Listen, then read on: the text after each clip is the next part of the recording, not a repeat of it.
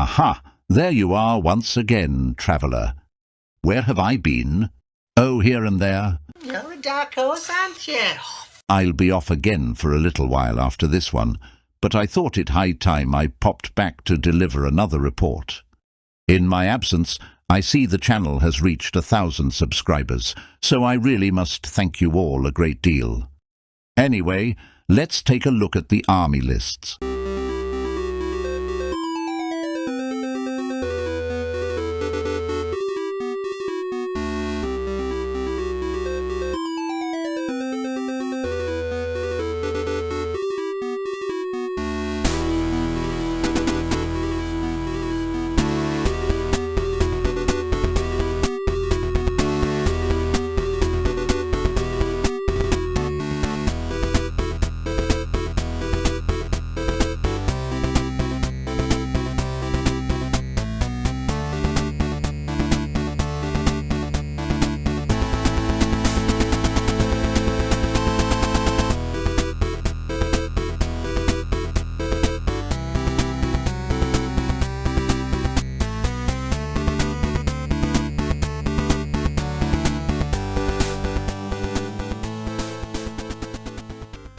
So, the biggest game on the channel so far, and unfortunately still a few unpainted units for me. I'm proxying the Tomb Guard models as my Skeleton Skirmishers. We're just playing the bog standard scenario, and here's deployment. The only unit you can't see is my Ushabti with bows, which are out on the far left flank for some reason. But why? Chaos Dwarfs get the first turn and move up like so. We decided to make the central piece of terrain impassable to units, but not to individual models. The Iron Demon, Black Orc Warboss, and Wolf Riders head round to its left, and the rest of the army to its right, with the Bale Taurus Prophet keeping his options open in the centre. Oh, and here's where the Wolf Riders reposition to with their reserve move. My turn 1.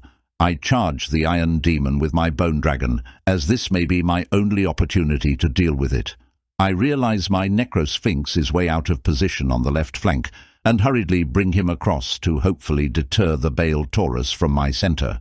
My right flank hangs back for now. Here's a better shot of the situation on my left flank. Unfortunately, I only managed to do 4 wounds to the Iron Demon. What the Ew! This is thanks in no small part to the nearby Flying Carpet Sorcerer, who cast Ash Cloud last turn, providing a bubble of -1 to hit. A very nasty spell indeed.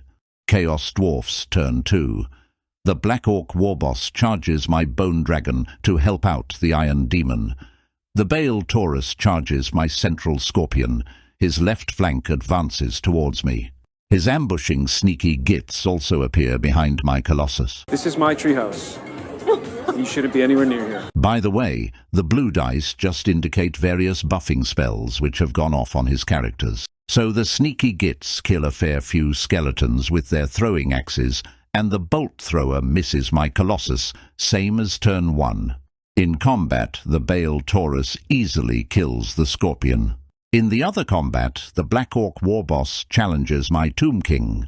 I end up taking 1 wound, and do maybe a single wound to him in return. He's naturally -1 to be hit in combat, and combined with the Ash Storm spell, this means I only hit him on 6s. Right, can we talk about something a bit more cheerful? My turn 2. Quite a few charges. In the centre, the Sphinx and Combat Ushabti both charge the Bale Taurus.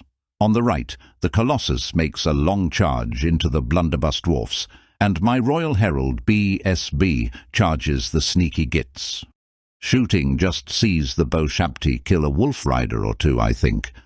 I pour arrows into the Black Orcs, but don't manage to even kill a single one. Pathetic. I do, however, cast Wind Blast onto them, slaying just 1, and forcing them to give ground. Combat starts very well, with the Royal Herald doing enough to cause the sneaky gits to flee, whereupon he catches and destroys them. Even better, the Colossus does an absolute number on the Blunderbusses, killing 9 all told, which is over half the unit. The results have been incredible. This is simply because I got insanely lucky with my unstoppable assault rolls, which effectively allow the Colossus to make unlimited attacks as long as you keep hitting and killing models. In the center, simply dreadful. With the Taurus being toughness 7, I just whiff with all my attacks, and after crumble end up losing 3 whole Ushabti and 3 wounds on the Sphinx. I thought I had the Taurus in the bag, but it looks like it's just going to walk through my units unscathed. And the Tomb King's combat continues, with my king losing 2 more wounds and again being unable to damage the Black Orc due to only hitting on 6s. Chaos Dwarfs turn 3. The Black Orc and Iron Demon charge back into my king. On the right, the Black Orcs charge the unit of skeletons which I'd sent forward as their first roadblock. To be honest, I'd hoped to have killed more than 1 Black Orc by this point. Their armor is thick. The Hobgoblins can't do much, as the Blunderbuss dwarfs had reformed wide to try and get more attacks against the Colossus this turn. In shooting, the Hobgoblin Khan casts a particularly nasty fireball spell with the ruby ring and slays 2 Ushabti. In combat, the Colossus has another round of incredible luck and slays all but 1 dwarf who flees and is caught and destroyed. Not only good, it's really good. The Black Orcs kill and crumble all but 5 of the skeleton archers. The Taurus finishes off the Ushabti and does another wound to the Sphinx, again taking no wounds in return. And this combat is just a complete stalemate this time, I think. What an awful time my Tomb King is having. -2 to hit is proving to be something of a disaster for him. My turn 3, I raise back 14 of the slain skeleton archers. I also bring in my second Tomb Scorpion from beneath the sands, ready to charge the Taurus next turn, hopefully. The Colossus turns round, and my skirmishers arrive behind the bolt thrower. Shooting and magic's uneventful, so straight on to combat. The Black Orcs kill 10 skeletons, leaving 9 left. The Taurus finishes off the Sphinx. Another boring combat for my king, who suffers 1 wound and does 1 wound in return to the Black Orc. I've been rolling terribly low for my thunderstomps each turn, which is proving to be my undoing, as they would bypass the minuses to hit. Chaos Dwarfs turn 4. The Wolf Riders charge the flank of my king to help out with combat res. The Taurus tries for a charge on my level 4, but just whiffs the roll, and ends up stumbling right in front of my Scorpion. Hey, it's on, baby. The Hobgoblins turn to face my Colossus, and the bolt thrower finally lands a hit, doing 2 wounds to it. The Black Orcs finish off the archers, and overrun to just in front of my other unit. Another stalemate over here, despite the Wolf Riders' charge. My turn 4. The Scorpion obviously charges the Taurus. Who's laughing now?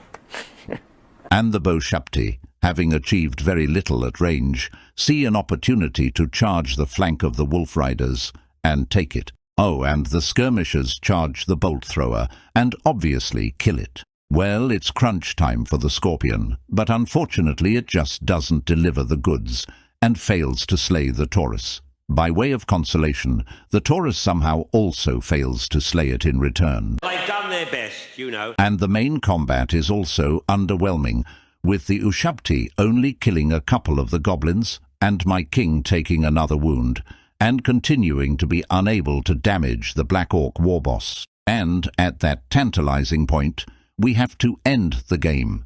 Due to the store closing, we total up the points so far, and the Chaos Dwarfs have a comfortable victory, and they have the victory anyway, just in terms of positioning and what will most likely happen in the remaining 2 turns. Will the Scorpion succeed in slaying the Taurus now? Probably not. The Black Orcs will easily blow through my remaining skeleton archers.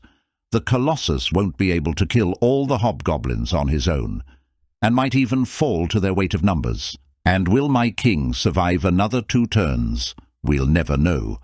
I can't find my note of the exact victory points, if I ever made one, so if my opponent's watching and has a note of this, feel free to add it in the comments. But as far as I recall, although I bagged the Blunderbuss Dwarfs, Sneaky Gits and Bolt Thrower, Chaos Dwarfs have a lead of several hundred points already. Looking back at this deployment, it looks absolutely awful in hindsight, but oh well. It was another immensely enjoyable game, so thanks to my opponent, and thanks for watching. Like I said at the start, it may be another while before I get another report up. I'm considering starting a written blog to record some games in less detail at some point, but I'm not sure if and when that'll happen. Anyway, thanks again for the support, and I hope to see you again in the next report. Goodbye.